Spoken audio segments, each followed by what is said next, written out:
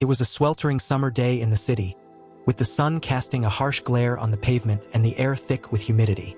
Nathaniel Nathan Graham, a young man in his late 20s, walked briskly down the crowded street.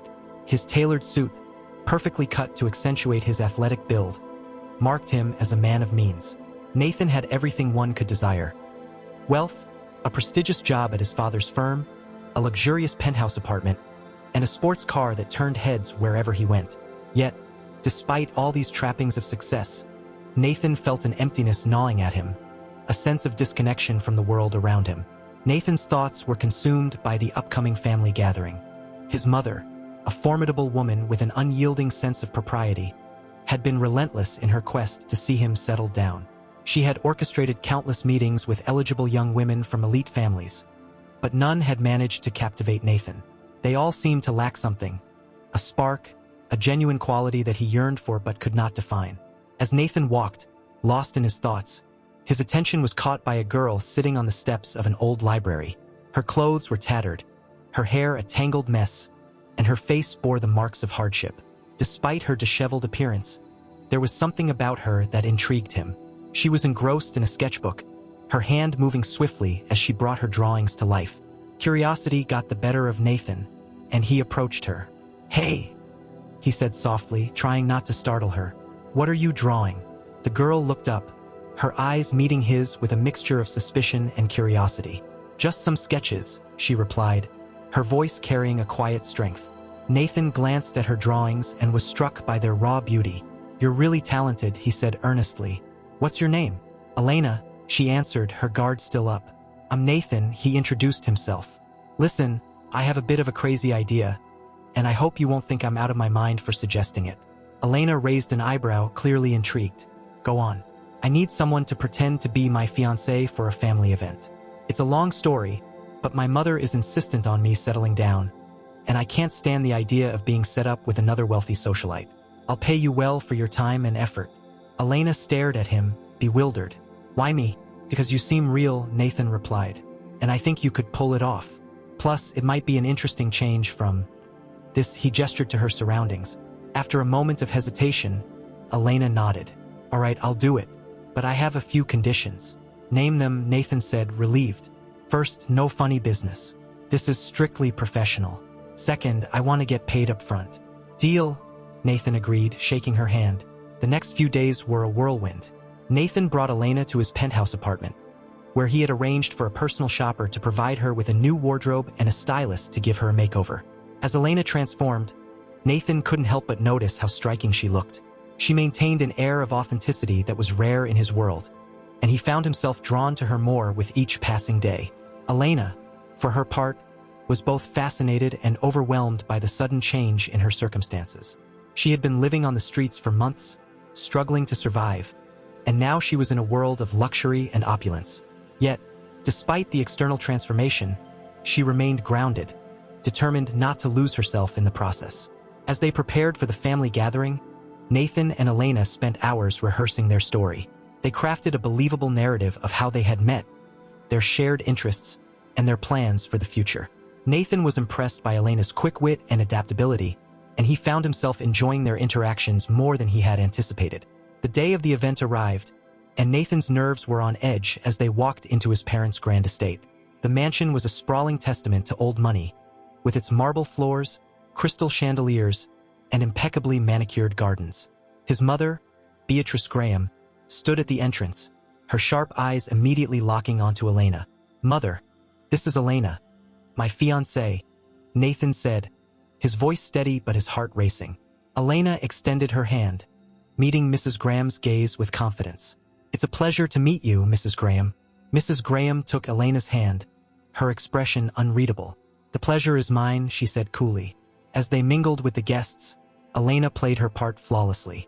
She charmed Nathan's relatives, engaged in thoughtful conversations, and even managed to impress Mrs. Graham with her knowledge of art and literature. Nathan watched in awe as Elena navigated the social minefield with grace and poise. Throughout the evening, Nathan found himself genuinely enjoying Elena's company. They shared laughs, exchanged knowing glances, and for the first time in a long while, Nathan felt a sense of connection. He was surprised by how effortlessly they fell into a rhythm, their interactions feeling more real than any he had shared with the women his mother had introduced him to. As the night wore on, Mrs. Graham pulled Nathan aside. "She's quite impressive," she admitted. "But remember, Nathan, appearances can be deceiving." "I know, Mother," Nathan replied, his gaze drifting to Elena, who was chatting with his father. "But sometimes, the most unexpected people can surprise you." When the evening finally ended, Nathan and Elena walked out of the estate together. The night air was cool and refreshing, a welcome contrast to the stuffy atmosphere inside. "Thank you for tonight. You were incredible," Nathan said sincerely. Elena smiled, a genuine warmth in her eyes. "It was an interesting experience," she said. "But remember, this was just an act." Nathan nodded, though deep down, he couldn't shake the feeling that something real had sparked between them. "Maybe it started as an act," he said softly, "but I think it turned into something more." Elena looked at him, her expression contemplative. "We'll see," she said.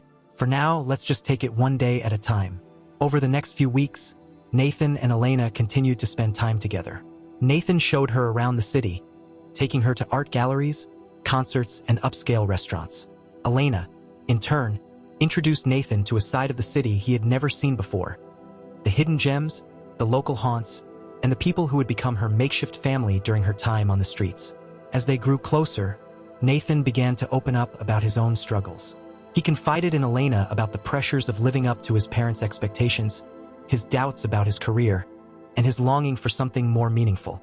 Elena listened with empathy and shared her own story of how she had ended up homeless, her dreams of becoming an artist, and her determination to rebuild her life.